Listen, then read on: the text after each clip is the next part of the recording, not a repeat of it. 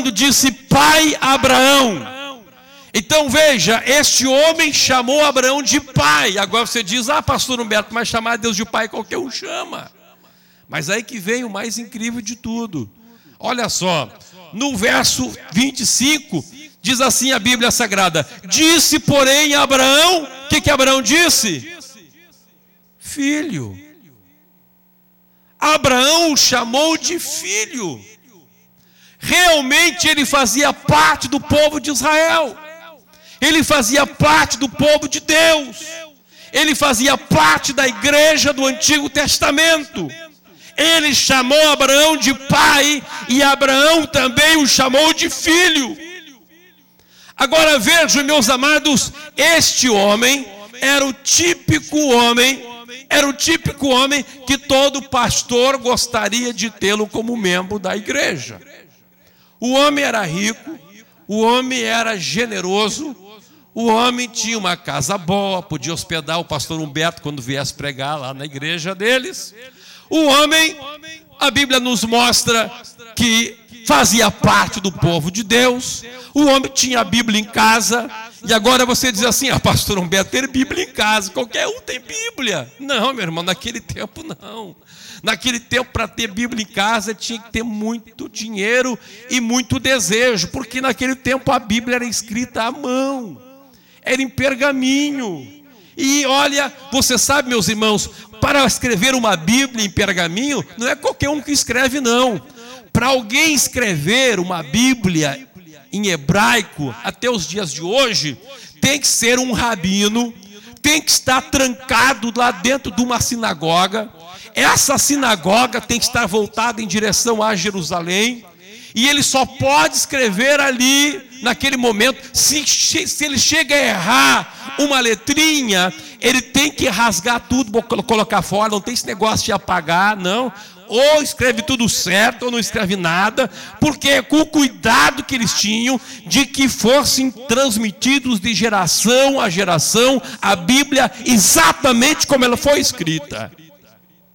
Então, ter uma Bíblia, olha, a pessoa tinha que ter realmente um desejo muito grande de ter uma Bíblia. E esse homem, a sua família, ele tinha, lá na sua casa, ele tinha Moisés e os profetas. Agora, meus irmãos, veja a qualidade deste homem. E a Bíblia Sagrada diz, meus amados irmãos, que este homem, que era tão rico, que era tão exemplar, que era tão admirado pela sociedade, tão admirado pela igreja, tão admirado pela comunidade do qual ele participava. Possivelmente, quando este homem chegava na sinagoga, todos os sábados pela manhã, as pessoas diziam, chegou o homem rico, chegou o irmão fulano de tal. Quem sabe, meus irmãos, eles tinham até lá uma fileira de cadeiras naquela sinagoga, que já fosse sempre ocupada por ele. Ele era altamente respeitado. E diz a Bíblia Sagrada, meus amados irmãos, que este homem vivia daquela maneira exemplar. Mas Jesus, ele fala uma outra coisa. Jesus, ele diz, havia também certo mendigo. E agora Jesus começa a falar a respeito das características deste mendigo. E Jesus primeiro diz assim, este mendigo era coberto de chagas. Olha só, Jesus começa a fazer um paralelo entre um e o outro. O homem rico era coberto de quê? De linho finíssimo, da cor púrpura. O mendigo era coberto de quê? De chagas. Olha a roupa do homem, cheio de trapos, de andrajos, coberto de chagas. Agora, meus amados, ser coberto de chagas naquele tempo era terrível. A pessoa que tivesse chagas no seu corpo era considerado imundo. Era considerado imundo. Sabe o que é isso? Ele não podia conviver com a sociedade. Ele não podia estar junto numa igreja como esta. Se chegasse um homem coberto de chagas e entrava, o povo saía. Não podia entrar. Ele não podia ir na sinagoga. O rico chegava na sinagoga, chegou. O pobre não podia nem entrar na sinagoga. Não podia nem entrar. Agora, meus amados, o que mais a Bíblia Sagrada fala? A Bíblia diz que aquele homem desejava alimentar-se. Olha o desejo dele.